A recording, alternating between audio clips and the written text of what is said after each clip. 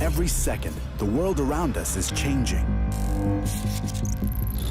Flying cars, artificial intelligence, instant messaging, and life on space stations all seemed impossible 100 years ago. So what could be waiting for us in another 50 years? We promise you won't have to wait long to find out. My name is Kate. And I'm Talish. And we're gonna tell you about the future. Which starts today. An American engineer has created the car of the future. That has speed as well as the unique look. In Russia, they made a 20-ton rail car fly. I moved it! A man has also learned to defy gravity. No wings, no fuselage or cabin around you. First, Elon Musk's high-speed tunnel sector has already been built. Or another 45 minutes and you'd be in New Delhi. How will this technology change life in 50 years? Do you want to see it right now?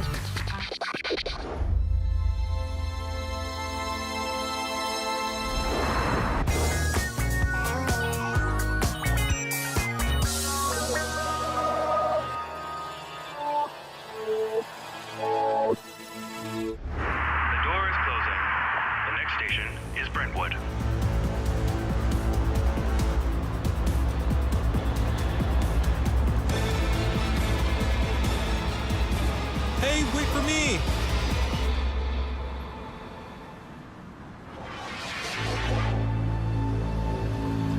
Oh, missed my bus.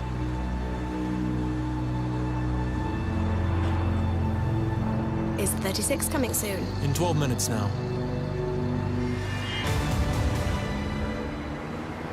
Now that is the transportation of the future. A teleportation. Are you serious?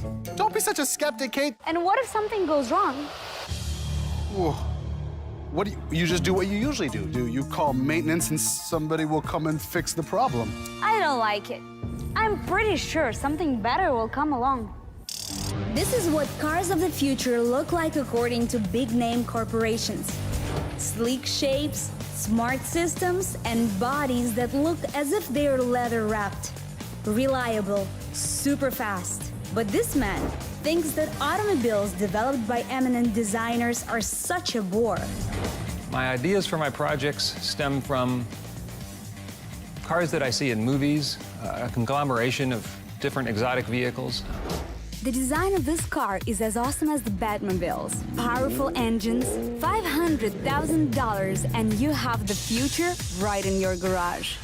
This is the most expensive vehicle that we've really put everything together that we have done. Supercar designer Mike Vetter is from the United States. He's a billionaire, a philanthropist, a former diner waiter, and a car fan. Hello, my name is Mike Vetter, and welcome to my shop. And here you will find one of the most unique vehicles that you will see in this shop. This design is called Moonraker because of its unusual shape and its body and interior parts that are made out of modern carbon fiber. So here we have the super unique Moonraker, the ultra-sharp, bright red Razor, and the ever-so-popular extraterrestrial vehicle, one of my all-time favorites. This is a real spaceship. Just take a closer look. It seems like it really soars above the ground. Any fiction writer would dream of this very concept car. And we want to focus on something that's very simple and easy to make. The supercar's body is printed on a 3D printer. Ram Koolhaas was inspired by movies and space explorers. It seems like it is ready to dash right now. But there is a problem. It can only go 30 miles per hour. The electric powertrain can last only 150 miles without recharging. And it will be possible only in the future. The next cars that we're working on, they would be street legal, real cars. So we're using the experiment to figure out what we want to do next. For now, this space supercar can be in your garage just for decoration. What's this? Is this the transport of the future? Hey, they're a lot better than your supercars that go 30 miles in an hour. Excellent. Let us all bike to the happy future. You'd be surprised, but scientists are already making upgrades to such familiar machines. This looks strange, don't you think? You'd be surprised, but such combinations are already in production. Propellers instead of wheels, a battery inside of a fuel tank, the first flying motorbike in the world is ready to go. So these propellers, carbon fiber, the motors as well, were made for us over here in Czech Republic.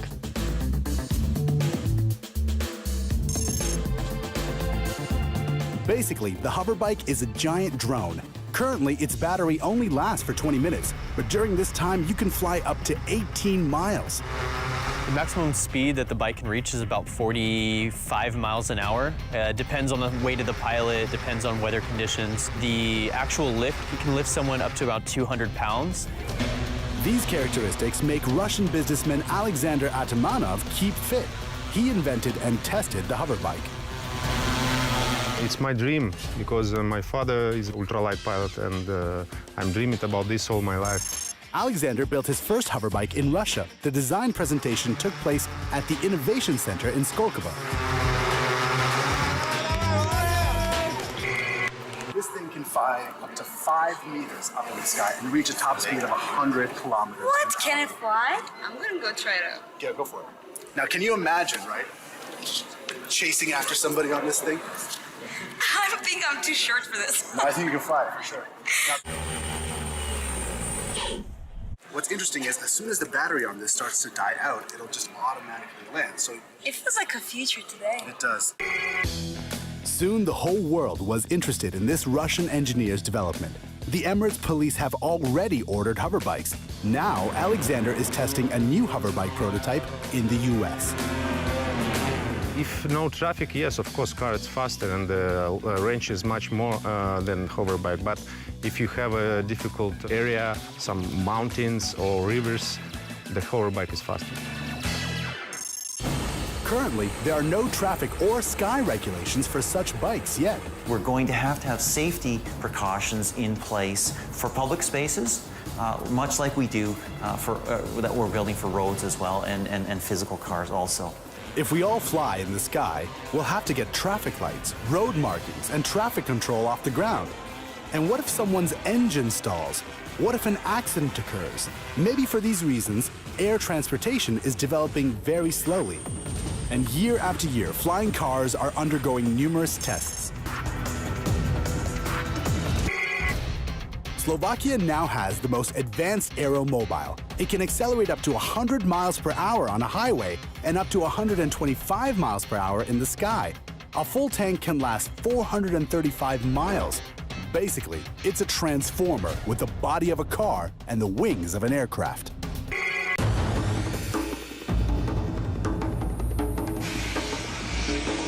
I love the concept of being able to fly without anything around you, no wings, no fuselage or cabin around you. American engineer and pilot David Mayman has created his own small and mobile transport of the future.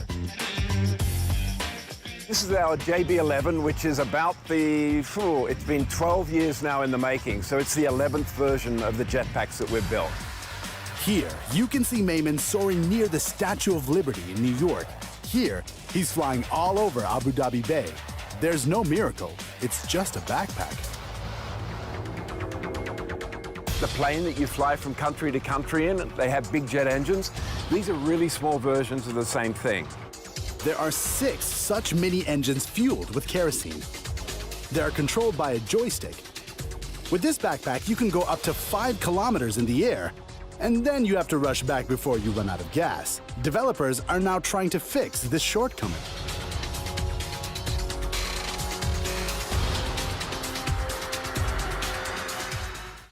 Imagine children of the future will pack their school bags, push a button, and take off. It's a dream. I bet they'll have a lot of fun. But they won't have other kinds of fun. Like when I was a kid, we used to leave a coin on the train tracks and wait for the train to come by. I know, I did that too. You wait for the train to pass by, and boom, You have such a sweet souvenir. Oh, but kids in the future won't know this game because magnetic trains don't go on the tracks. Actually, even today, kids in China and in the US have no idea about these games.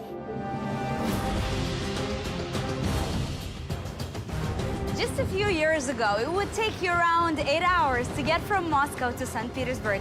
Today, it took me only half the time. I'm pretty sure that in the future, our trains are going to be much faster.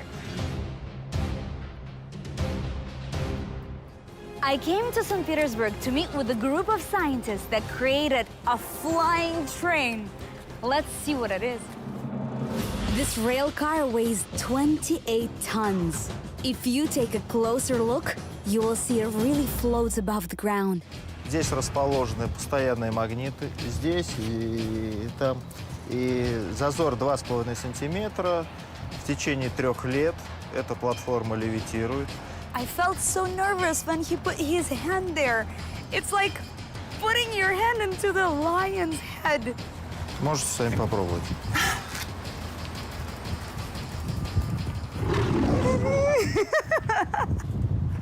On the test set, scientists show how the maglev system works. When the repulsion force is greater than the retraction force, the car just takes off. Мы научились формировать магнитные поля, которые держат надежно и гарантированно, что здесь никаких неприятностей, связанных там со сходом подвижного состава, не дай бог еще каких-то, так сказать, других, здесь быть не может. Maglev trains are already speeding around in China, Japan, and South Korea. Anyway, these are just passenger trains. Russian specialists are now developing the first heavy-duty maglev train ever for high-speed cargo delivery. It will move at 500 kilometers per hour. А зачем такая высокая скорость? Чтобы было понятно, так сказать, вот просто на живых примерах.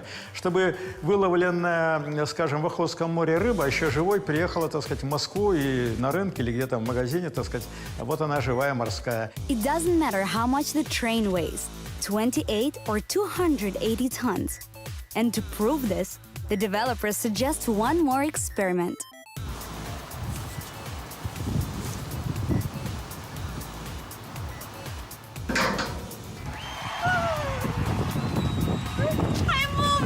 You can move 28 tons with just one hand. It is possible only because of magnetic levitation. And to prove that they are real, look, let's see what happens. Oh, that was very powerful. I'm gonna leave my coin over there, and hopefully really soon I'm gonna come back to this train as a passenger.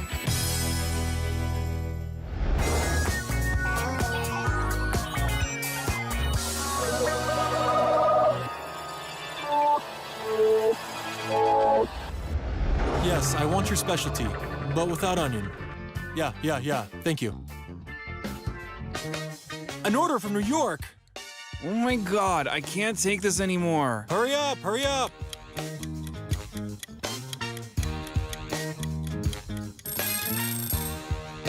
Well done.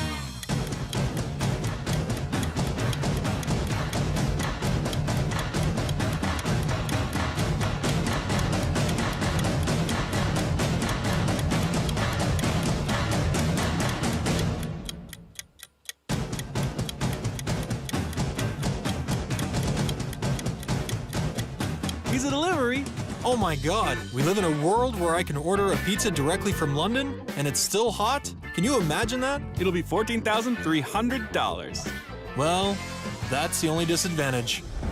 Kate, I'm really upset about this future. Come on, it would be so cool to get rid of all these planes because our trains are gonna be so fast. But people are gonna be so sleepy.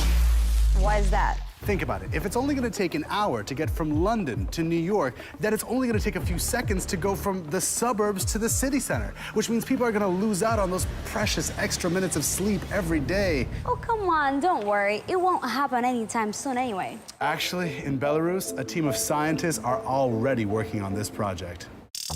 We're in the Republic of Belarus on a farm just outside the city of Minsk, where scientists are literally hurling towards the future by developing a way of flying on the ground. It's either a cable car or a light rail metro. The SkyWay is a revolutionary way of transportation, a fast and noiseless line. Nice to meet you. So this looks incredible here. I want you to tell me, how does all of this work? What's happening here? Это рельсовый транспорт эстакадного типа. В каждом рельсе по 4 струны. Это канаты диаметром 15 метров, каждый из которых натянут до 18 тонн. Autopilot cabs fly on cables stretched between steel poles. Anatoli Unitsky, an engineer and developer, calls them unibus after himself.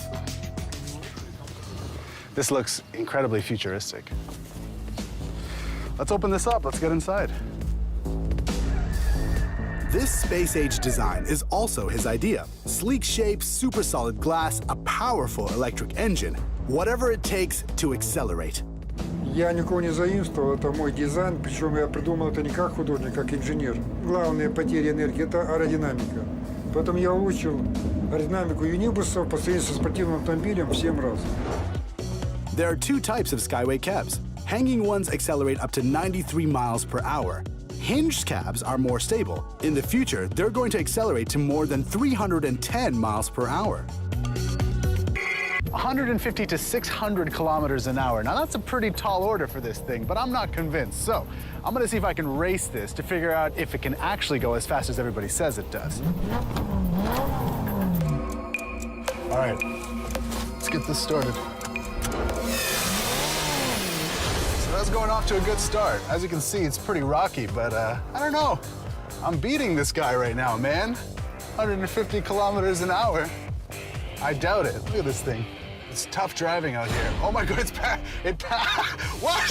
Where did this thing come from? This is ridiculous. I can't drive. This is unreal. This road is terrible right now. Oh, these rocks are everywhere. Oh man. Okay. Nah, this is insane. I'm not gonna beat this thing.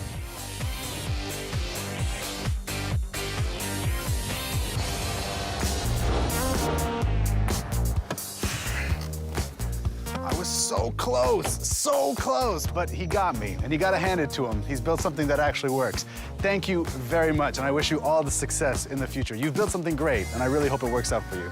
The developers are particularly proud of the price. A cable road is 10 times cheaper than a normal railroad. It takes much fewer materials and are a lot easier to build. Это транспорт второго уровня, когда земля освобождается от дорог. У нас отсутствует проблема мостов, пересечения рек, тоннелей, переездов. Well, if the whole planet ends up using this cable system, we will have to rebuild cities or design new ones along the Skyway roads. The perfect city for this new system is Tel Aviv. It's narrow and extended. In circular Moscow, it can lead to a total mess. Вписать этот транспорт в существующий любой город, конечно, это очень сложно. А вот построить какой-то город будущего с чистого листа, да, это было бы, наверное, очень интересно.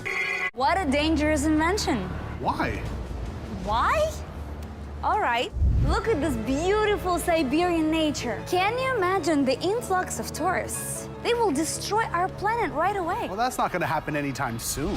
Well, according to Elon Musk, it will. According to Elon Musk? When he first promised to launch a car into space, everyone laughed as well. And now it's out there.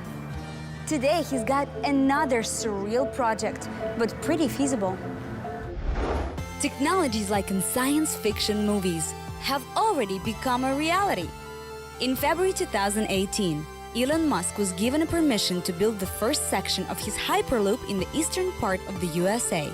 It will travel at speeds of up to 1,200 kilometers per hour.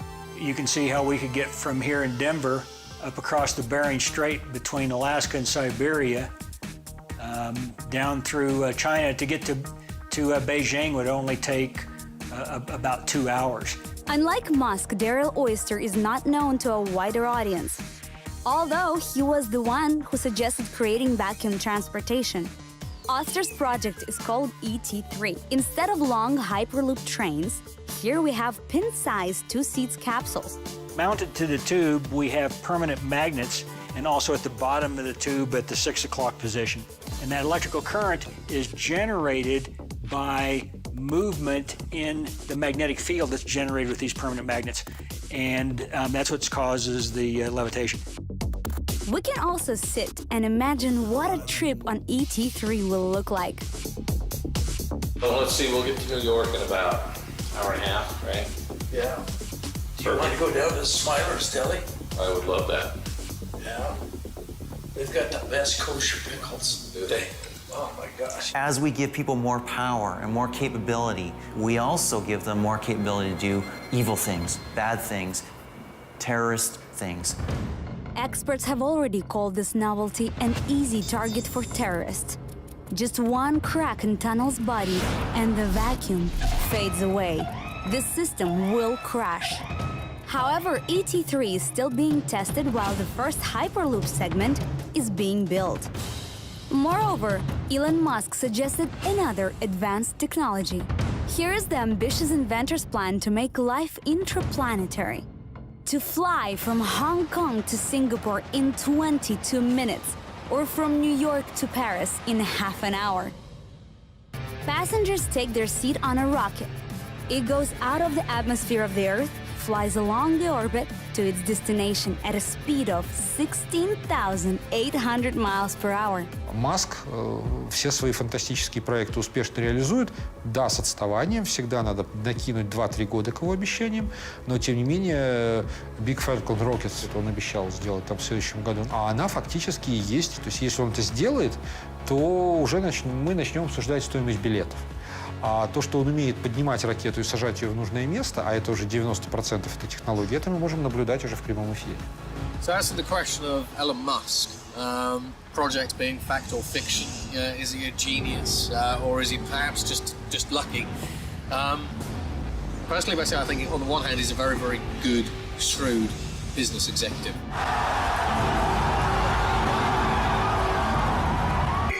However, some questions still don't have answers.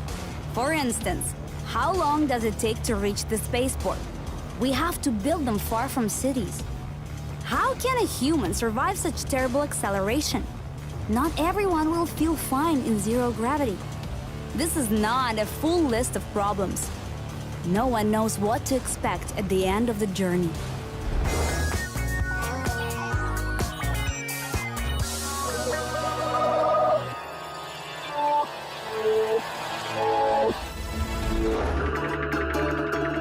Ох, не доверяю я этим технологиям. Здрасте. Ну что, скоро мы поедем-то?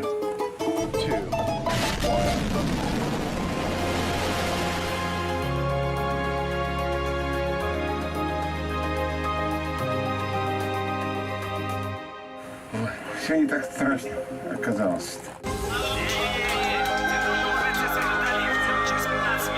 Постараюсь успеть, постараюсь. Major hull breach. Critical systems failure. Что ж такое происходит-то? Внучок, что это такое? Что случилось? Куда? Внучок, внучок.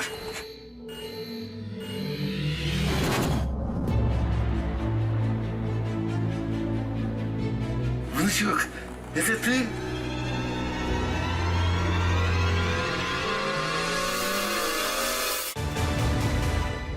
Great. I'm already scared of flying, and now what? Am I gonna have a new phobia that I'm gonna be kidnapped by aliens? Oh, come on, Kate. Think of the opportunities this is gonna open up for us. We'll be able to travel anywhere in the world in just a few seconds. All of it sounds way too dangerous. And actually, I have to get my nails done. So, bye-bye, you all. Truly yours, Kate.